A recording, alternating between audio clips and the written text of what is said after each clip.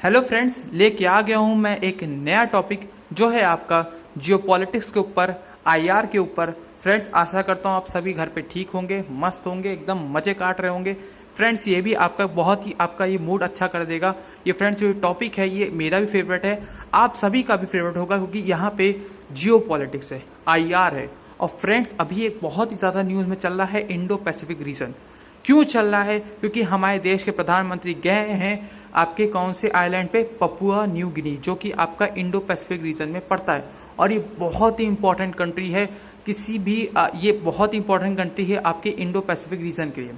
Friends, मैं आपको बताऊंगा, बहुत अच्छे से बताऊंगा कि इंडो पैसिफिक रीजन का कॉन्फ्लिक्ट क्या है, हमारे भारत क्यों इसमें प्रेजेंस चाहता है, चाइना क्यों चाहता है और यूएसए क्यों चाहता है। फ्रेंड्स, स्टे ट्यून, इस वीडियो के साथ बने रहिएगा। और मैं आपको ये भी बताऊंगा कि यहाँ पे जो न्यू अपडेट हुई है कि इसी देश में जब गए थे पपुआ न्यू गिनी, यहाँ पे हमारे देश के प्रधानमंत्री के पैर छुए गए इन्हीं के देश के प्रधानमंत्री द्वारा। और यहाँ पे ये बोला गया कि India as a leader global south की आवाज बनेगा। फ्रेंड्स, मैं आपको सारी चीजें बताऊंगा और स्टार्ट करते हैं वीडियो। चलिए फ्रेंड्स, हम लोग स्टार्ट करते हैं और इस वीडियो को हम लोग अपने वर्ल्ड मैप पे पढ़ेंगे। ये है फ्रेंड्स हमारा वर्ल्ड मैप, थोड़ा बहुत गोचा पूछा है, सॉरी, क्योंकि मैं इसे पढ़ता रहता हूँ, समझता रहता हूँ, तो ऐसे है। ठीक है फ्रेंड्स, चलिए स्टार्ट करते हैं। तो ये फ्रेंड्स आप देख सकते हैं, ये है आपका इंडो पैसिफिक रीजन। फ्रेंड्स देखिए, ये जो आपको आइलैंड दिख रहा है, ये है आपका कौन सा island, Papua New Guinea. Friends, यहीं पे हमारे देश के प्रधानमंत्री गए थे। और यहाँ पे क्या हुआ, यहाँ के जो देश के प्रधानमंत्री थे वो जब रिसीव करने आए तो हमारे देश के प्रधानमंत्री को वो पैर छुए और ये बहुत ही बड़ी, बहुत ही अच्छा रिस्पेक्ट जेस्चर शो किए हमारे देश के प्रधानमंत्री को, जो कि बहुत ही अच्छी बात है। फ्रेंड्स, यहाँ पे अब हम बात करते हैं कि चाइना, यूएसए और इंडिया इस रीजन में क्यों अपनी प्रेजेंस चाहते हैं। फ्रेंड्स, मैं आपको बहुत ही डिटेल में बताता हूँ यहाँ पे क्या है। पहले हम लोग देखते हैं कि यूएसए क्यों चाहता है इंडो पैसिफिक रीजन में अपनी प्रेजेंस। इसके पीछे दो कारण हैं। पहला कारण है, यहाँ पे है आपका चाइना। चाइना यहाँ पे इकोनॉमिकली बहुत ही सुपर पावर बन रहा है, और अगर चाइना की प्रेजेंस यहाँ पे हो गई तो ये यूएसए को भी बीट कर जाएगा और आने वाले समय में ये सुपर पावर बन सकता है। ये पहला कारण है यूएसए का। दूसरा कारण है, यहाँ पे बहुत से यहाँ पे बहुत अच्छे अच्छे नेचुरल रिसोर्सेस हैं जो कि आपके प्रेजेंस है। यहाँ जिसका यहाँ पे दबदबा रहेगा, वहाँ पे उसके पास खूब पैसा होगा, अथाह पैसा होगा, वो दुनिया पे राज करेगा।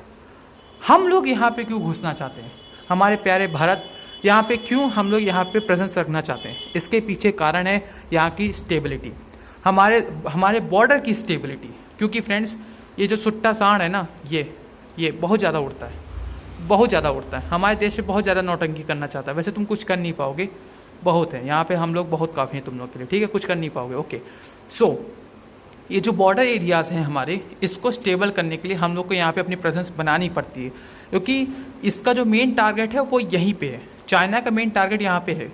अब यहाँ पे हम लोग जानते हैं कि चाइना का क्यों यहाँ पे है, क्योंकि वो उसको यहाँ पे भी क्या है, वो इकोनॉमिक सुपर पावर बन रहा है। अगर यहाँ पे भी, यहाँ पे क्या है, आपका नेचुरल रिसोर्सेज खूब पाए जाते हैं इस एरिया में। इसी वजह से चाइना भी इसमें डोमिनेंस करना चाहता है और सुपर पावर बनने का वो सपना देख रहा है।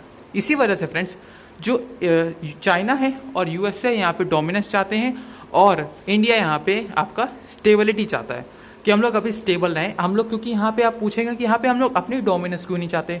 यहाँ पे फ्रेंड्स इसलिए नहीं चाहते क्योंकि हम लोग यहाँ पे अभी हम लोग अपने इकोनॉमिक्स पे ज़्यादा ध्यान दे रहे हैं। और हाँ, अगर यहाँ पे हम लोग स्टेबिलिटी जाएंगे तो हमारी प्रेजेंस भी है, तो हम लोग भी यहाँ के नेचुरल रिसोर्सेज को इस्तेमाल कर पाएंगे इन फ्यूचर।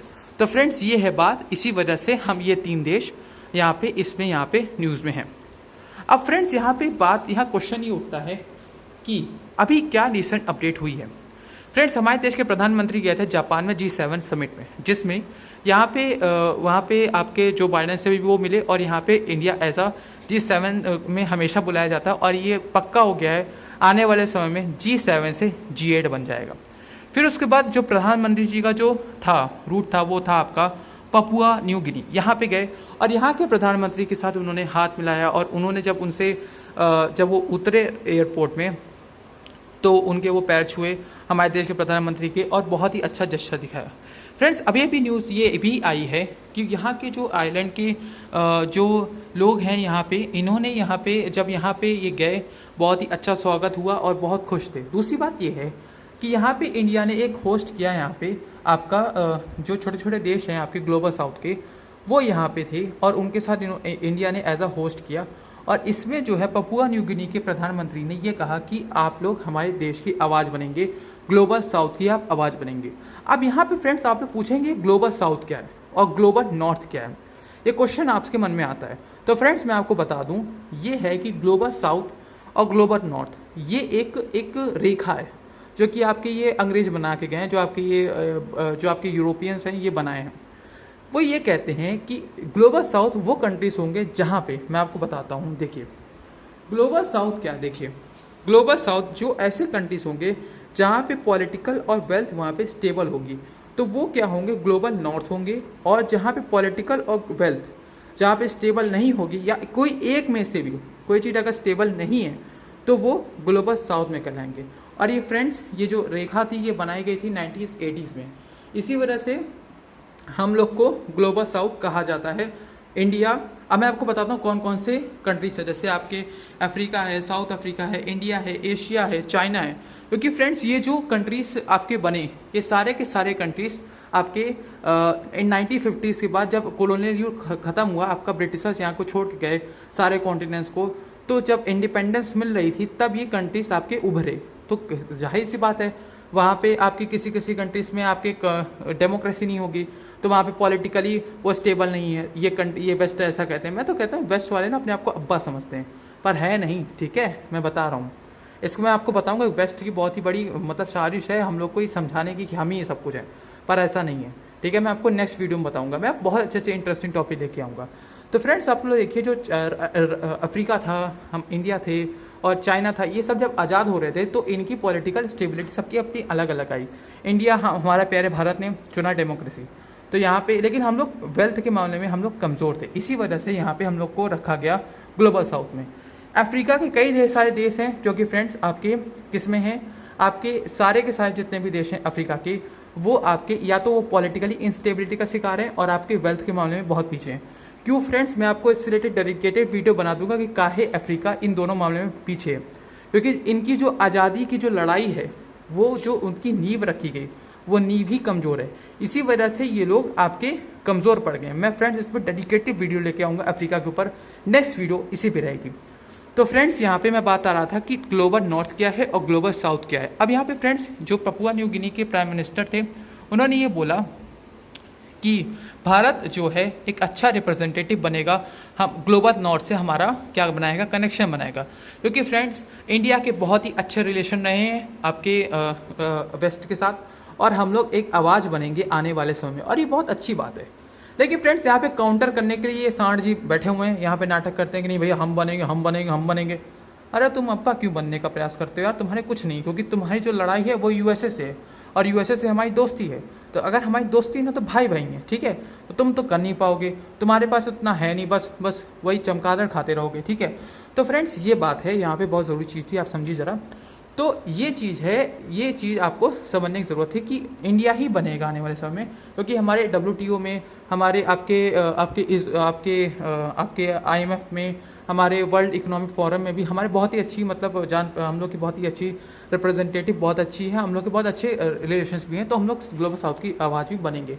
इसी वजह से फ्रेंड्स पपुआ न्यू गिनी में यहाँ पे ये चीज़ बोली गई। और फ्रेंड्स अगर ये देश जिस पक्ष में जाएगा वो देश उसके अगर, क्योंकि यहाँ पे देखिए ये सबसे बड़ा देश यही लग रहा है आपको, और यहाँ पे मिलिट्री बेस जिसका आ गया, क्योंकि चाइना चाह रहा है कि बेल्ट एंड रोड इनिशिएटिव के दौरान अपना यानी इन्होंने एक अपना बेल्ट एंड रोड इनिशिएटिव बनाया था, डेथ ट्रैप पॉलिसी, इसको फंसाना चाहता था और यहाँ पे अपना मिलिट्री बेस बनाना चाहता था।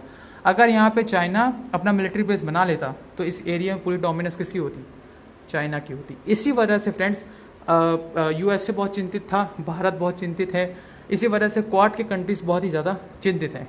इसी वजह से फ्रेंड्स इंडिया जो है यहाँ पे अपना प्रेजेंस ला रहा है, क्योंकि अगर यहाँ पे चाइना की डोमिनेंस बढ़ गई तो वो ताकतवर हो जाएगा और बॉर्डर पे हमें दिक्कत करेगा, यहाँ पे भी हमें दिक्कत करेगा। इसी वजह से फ्रेंड्स हमारे देश के प्रधानमंत्री यहाँ पे गए और जियो पॉलिटिकली बहुत ही इंपॉर्टेंट था यहाँ पे।